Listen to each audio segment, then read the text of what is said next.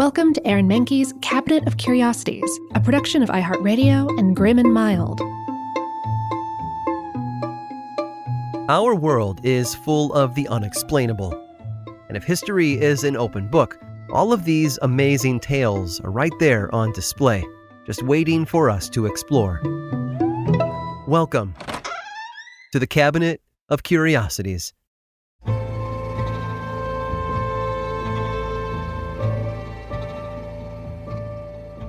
Everyone has a mistake they wish they could erase, a poor decision they'd like to undo, or a path they wish they had taken. Unfortunately, there's rarely an eraser for our actions. We make a choice and we live with the consequences. One woman, however, refused to accept those limitations. She set out to show the world that no mistake was so bad that it couldn't be erased, or at least covered up. Her name was Betty Claire McMurray, and she was born in 1924 in Dallas, Texas. Her father, Jesse McMurray, managed an auto parts supply store, while her mother, Christine, ran a small knitting shop. Christine also helped foster a love of art in her daughter and taught her how to paint. After graduating high school, Betty married her first husband, Warren, with whom she had her first child, Michael. Their marriage didn't last long, though. After their divorce in 1946, Betty and Michael, along with her mother and sister, moved into a house her father had left her after he passed away. Now, Betty needed a job. As a single mother with a small child at home, she had to find a way to put food on the table. She learned shorthand and how to type, and then used those skills to earn a job as a secretary at Texas Bank and Trust in Dallas. Betty was still new to typing, and so she made mistakes often. Older typewriters had keys that were harder to press and used a fabric ribbon, which made erasing typographic errors easier. The modern electric typewriters in the 1950s, though, had switched to a carbon ribbon, and their keys required much less pressure to depress. As a result, mistakes were not only more common, they couldn't be corrected without smudging carbon across the page. Betty didn't let her mistakes stop her, though. She rose through the ranks to become executive secretary of Texas Bank and Trust. Still, she didn't love having to retype memos and documents because of one small error. While painting the bank's windows for the holidays, she thought back to what her mother had taught her.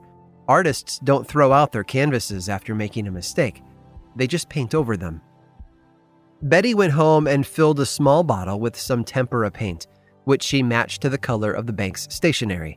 She put the paint, as well as a watercolor brush, in her purse the next day and began covering up her typos as she made them.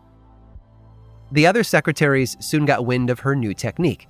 When they started asking for their own bottles of paint, Betty realized that she had stumbled upon something special. Over the next 5 years, her kitchen became a research laboratory. She consulted books as well as her son's chemistry teacher as she refined her formula. And that was the beginning of her new company, a company that didn't make a lot of money at first. She struggled for 2 years with young Michael helping fill bottles of paint solution at home. Then, in 1958, 2 things happened. First, sales started to take off. And second, Betty made a mistake that she forgot to fix. She accidentally put the company's name on official bank correspondence. She was fired from her job as secretary, but it wasn't all that bad. She can now devote all of her time to her new business. Betty eventually moved it from her kitchen to her backyard, and when that became too small, she bought a small house in which she mixed and packaged the product for customers. The company broke $1 million in revenue in 1967, and the following year, Betty moved operations out of that house and into a full-fledged production plant. Michael was no longer filling bottles for her anymore. Now she had almost 20 employees working for her, a number that grew again in a few years. Betty Nesmith died in 1980, but in her short time on Earth, she took her one-woman company out of her kitchen and into a 35,000 square foot building with over 200 employees.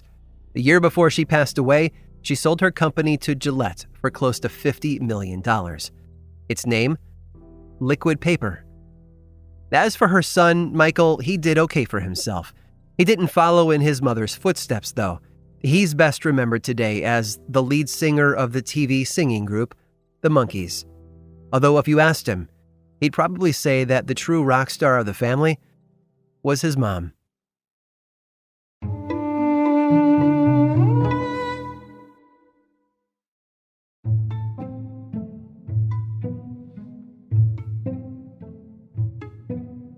Celebrated artist Bob Ross was known for his positive outlook on life. As he painted happy trees and happy clouds among his happy mountains, he would inevitably make a wrong move. Some might have called it a mistake, but not Bob Ross. To him, there were no mistakes, only happy accidents. Happy accidents happen all the time. The microwave, quinine, even Velcro were discovered by happenstance. So were two potential plots against the United States.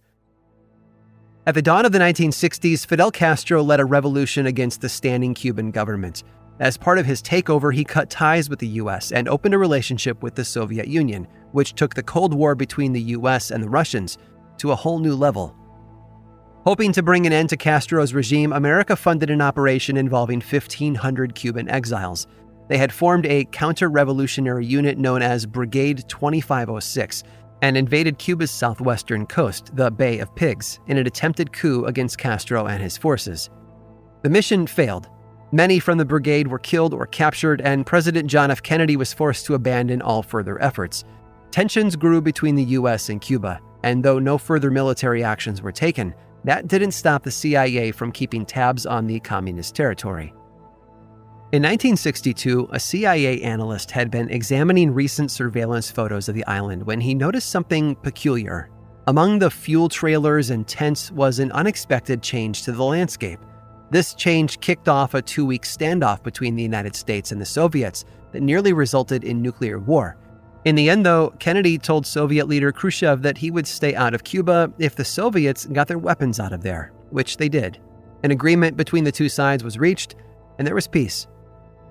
8 years later, Henry Kissinger brought a similar surveillance photo to H.R. Haldeman, President Richard Nixon's chief of staff. He slammed it on Haldeman's desk and pointed to the large rectangular objects that had caught his attention. Soccer fields. He was livid, but not in the Cubans' choice of sport. It was because soccer fields were an anomaly in Cuba, where the most popular sport by far was baseball. And it had been that way since it was first introduced back in 1878.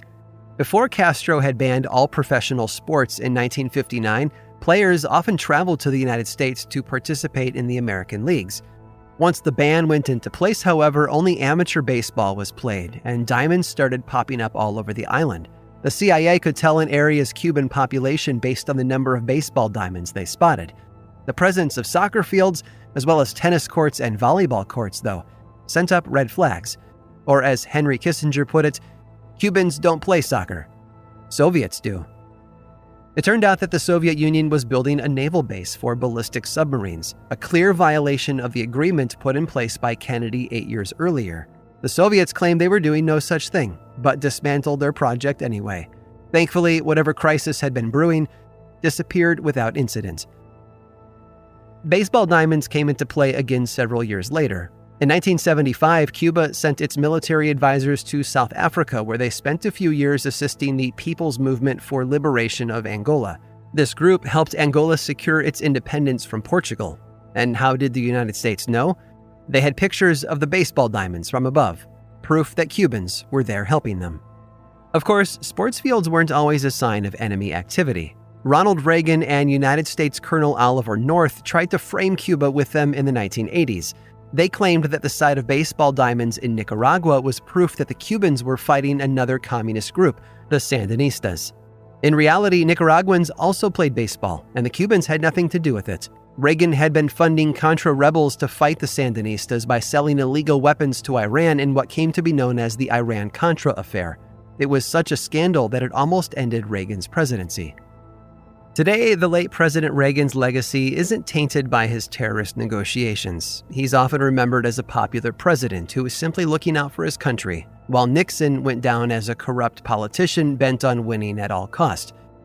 History looks back on Kennedy, though, as a thoughtful president, one who spent 13 days weighing a decision that could have cost him and the United States everything. But thanks to that CIA analyst's happy accident, we all learned a valuable lesson. If you want to keep your operation a secret from the U.S. government, don't build a soccer field on your base. I hope you've enjoyed today's guided tour of the Cabinet of Curiosities. Subscribe for free on Apple Podcasts or learn more about the show by visiting curiositiespodcast.com. This show was created by me, Aaron Mahnke, in partnership with How Stuff Works. I make another award-winning show called Lore, which is a podcast, book series, and television show. And you can learn all about it over at theworldoflore.com. And until next time, stay curious.